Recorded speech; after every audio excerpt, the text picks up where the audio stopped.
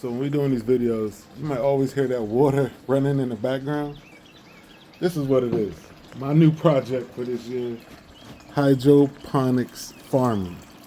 Hydroponics is growing plants and vegetables without soil, right? Much cleaner method. And what I did was I put together this thing right here using PVC pipes. Basically, the plumbing section at Lowe's. I got all this stuff. And shout out to my cousin Byron. He had the tools to help me drill some of these holes. But so on this top row, we got collard greens, different types. Got a little kale mix in there. Got cabbage, spinach, and down here I got more spinach growing.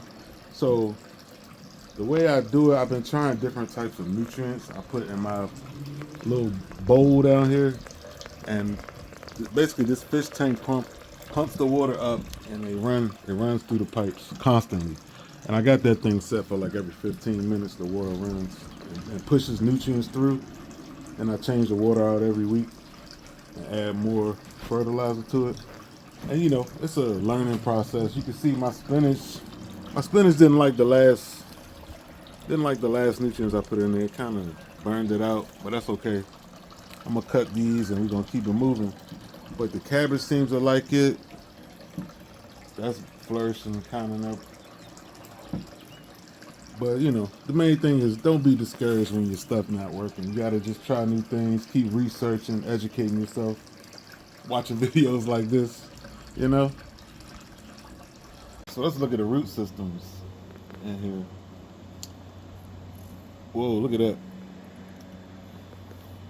Yeah, so just take into those nutrients and each, let's look at something else. They all grow differently. But yeah, that's what we want there. But yeah, that's just a project, and we'll see how it goes. We'll keep you updated. Thanks for watching. Please like and subscribe. Appreciate y'all.